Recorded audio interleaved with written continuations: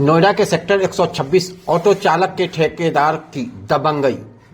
एक दर्जन से ज्यादा दबंग ऑटो चालकों ने निहत्थे ऑटो चालक को बड़ी बेरहमी से पीटा। नोएडा पुलिस एफआईआर लिखने से कर रही है मना। नोएडा के सेक्टर 126 के पास कुछ लोकल के दबंग ठेकेदार और नजदीकी के चौकी इंचार्ज की मिलीभगत से चलाया जा रहा है अवैध रूप से ऑटो अड्डा। दरअसल मामला नोएडा के सेक्टर 126 का है, जहां एक ऑटो चालक को कुछ लोकल के दबंग के द्वारा बड़ी बेरहमी से पीट दिया जाता है। यह घटना 17 जनवरी 2015 की है, जहां एक ऑटो चालक को दबंग ठेकेदार शिवचरण और उसके कुछ साथियों के द्वारा अमेठी यूनिवर्सिटी के गेट नंबर 4 के पास बड़ी बेरहमी से पीटा गया। बुलेट न्यूज इंडिया के संवाददाता सोनू भी रहा वहां मौजूद, जिनसे पीड़ित उमेश, पीड़ित की भाभी और पीड़ित के पिता ने बात की। सुने इनकी बेरहमी से क्या हुआ हाल। क्या नाम है आपका? मैं उमेश कुमार गिरी हूँ। क्या है पूरा मामला आपका? मैं इस एप्लीकेशन को लेकर के थाने पे गया था। दीपक चौकी इंचार्ज हैं, वो सवेरे मुझे मिले।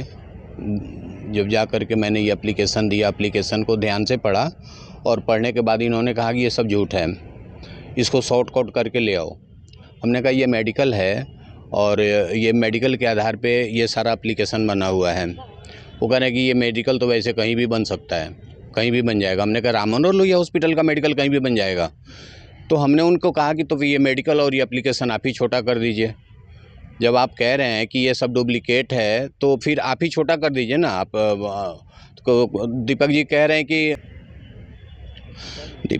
रहे हैं कि इस एप्लीकेशन को छोटा करो और इस मेडिकल को छोटा करो। हमने कहा ये मेडिकल मेरे घर से नहीं बना है ना, मैं अपने घर में से बना के लेके आया हूँ। तो मुझे धमकी दी जा रही है।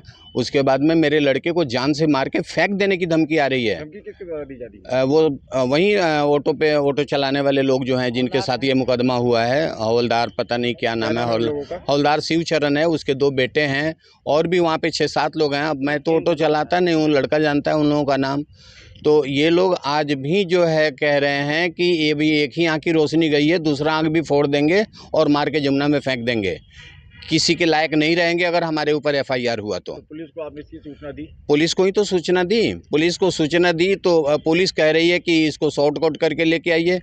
कल हम डीआईजी साहब के यहाँ गए थे। डीआईजी साहब ने इंक्वायरी जो है डीसीपी साहब को लिखा है। अब क्या इंक्वायरी हो रहा है, क्या नहीं हो रहा है, मैं तो दर जो है लड़के का इलाज करा रहा हूँ। अपने न्याय मांगने के लिए मैं दर भटक रहा हूँ। अभी तक जब कहीं से कोई न्याय नहीं मिला है तो फिर मैं मीडिया का सहारा लेना शुरू किया हूँ, कहीं से तो मुझे न्याय मिले। कितने दिन हो गए? क्या तारीख की बात आती है? ये 17 तारीख का बात है। 17 तारीख को ये हुआ था। 5-6 दिन तो मैं लड़का को लेकर हॉस्पिटल में था। उसके बाद में जब हॉस्पिटल से आया, थोड़ा सा उम्मीद दिखा कि लड़का मेरा देखने लगा, पट्टी वट्टी खुले, तब मैं जो है थाने पे एप्लीकेशन लेकर के गया। और हमारे साथ ये दीपक जी के द्वारा ये आश्वासन मिला कि एप्लीकेशन झूठ है, एप्लीकेशन शॉर्ट करके लेके आओ और ये मेडिकल शॉर्ट करके लेके आओ। दीपक जी चौकी इंचार्ज हैं। मेरा नाम गंगा देवी उर्फ सोनी मिश्रा है। ओखला बर्ड सेंचुरी पर हमारी 2-3 गाड़ियां चलती हैं। हमारी गाड़ियों के चलने के लिए जब हमारी गाड़ी ड्राइवर लेके जाते हैं तो वहाँ पर कुछ दबंग व्यक्ति हैं। वो दबंग व्यक्ति क्या करते हैं, वहाँ पर हमारी गाड़ियों की चाबी जो ड्राइवर चलाते हैं या हमारे कोई घर के चलाते हैं, तो जो दबंग लोग हैं वो गाड़ियों की चाबी छीन लेते हैं। कौन कौन लोग हैं, क्या नाम है उनका नाम है संतोष, दिनेश मुंशी, जो आज की डेट में वहाँ का प्रधान बना हुआ है, और अशोक भाटी, अकबर मुल्ला, जो नमाज पढ़ते हैं, लंबी सी दाढ़ी है उनकी, वो सबसे बड़ा हरामी है। और विदाउट नंबर की गाड़ी, कहते हैं तुम्हारी गाड़ी विदाउट नंबर की भरी जा रही है। बंदा पीछे से हमारे साथ वारदात ये करी गई है, जो हमारी गाड़ी चला रहे हैं उनको उसने संतोष ने मारा, और अशोक ने, और ये हवलदार भी था उसमें, और दिनेश मुंशी भी था। गलेबान पकड़ के आपने इसकी जानकारी पुलिस को दी है। क्या आश्वासन दिया गया? आश्वासन ये दिया गया कि यहाँ से दिल्ली इतनी बड़ी पड़ी है, कहीं भी गाड़ी चलाओ, ओखला बर्ड सेंचुरी पर आने की कोशिश मत करें तुम्हारे घर के कोई भी। ये दीपक सर ने बोला है। कौन है ये? दीपक सर चौकी इंचार्ज हैं पुलिस थाने में। वहाँ जो 126 का जो थाना है वहाँ पर मैं एप्लीकेशन लिख के लेके गई, तो वहाँ पर मैंने पूछा कि सर कहाँ हैं, तो कह दिया सर तो राउंड पे गए हैं। फिर मैं दूसरे दिन गई अशोक उनके ये चौकी इंचार्ज दीपक सर के पास, उन्होंने मेरे से कह दिया कि यहाँ पर तुम्हारे ही घर के गुंडागर्दी करते हैं, तुम ही लोग गुंडागर्दी करवा रहे हो। दूसरी पार्टी के लिए मानने के लिए वो तैयार नहीं है। क्या नाम है आपका? मेरा नाम टिंकू अंगेश्वर है क्या है पूरा मामला आपका? जी। वहाँ सवारी को बैठा करके जो है लड़ाई हुआ था। लड़ाई में जो है हम सवारी बैठाने जा रहे थे और गुंडागर्दी से उन लोगों ने सवारी भरने लगे। हमारे गाड़ी का जो चाबी छीन लिया गया और गाड़ी के आगे गाड़ी लगा करके फिर हमें मारा गया, पीटा गया। और मारपीट में इतना मारा कि आंखों में टाँके लगे हैं, राइट साइड आंख में टाँके हैं और लेफ्ट साइड के रोशनी चली गई है। क्या तारीख का मामला है ये और कौन लोग थे? ये 17 तारीख दिन शुक्रवार की मामला है, 2 बजे की। और इसमें जो था हवलदार हैं, उनका बेटा ऑलरेडी बैंक लूट का उसके ऊपर केस चल रहा है, सोनू उर्फ लोकेश। और उनके अपने जो है गिरोह है और मेरे पीछे जो है इससे पहले भी 2-3 बार वारदात कर चुके हैं। मैं उसको गया मुकदमा करने तो उसको 151 में कन्वर्ट करा दिया गया ले दे करके। किसके द्वारा ये कन्वर्ट कराया गया आपका मुकदमा? ये दिनेश चौकी इंचार्ज थे, अभी दीपक सर से पहले दिनेश चौकी इंचार्ज साहब थे, उन्होंने करवा दिया था 1-1.5 महीना पहले। और आज हमारे साथ मार करके हमें फेंक दिया गया, हमें तो होश ही नहीं था जी।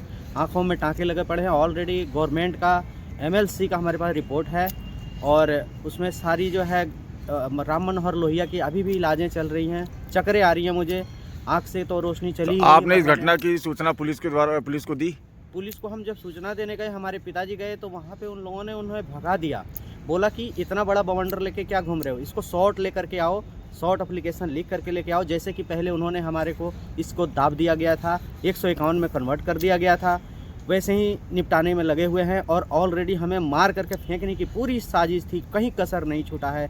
पूरे मेरे पास मेडिकल रिपोर्ट है, जान पे मेरे पूरी हमला की गई, मरने में कोई कसर नहीं रहा, सांस चली आई, ये ऊपर वाले की रहमत रही। किन लोग के द्वारा हमला करा गया था, क्या नाम है उनका? हवलदार उर्फ शिवचरण, उनके बेटे और 2-4 गुंडे जो हैं कुछ, जो जिनका नाम है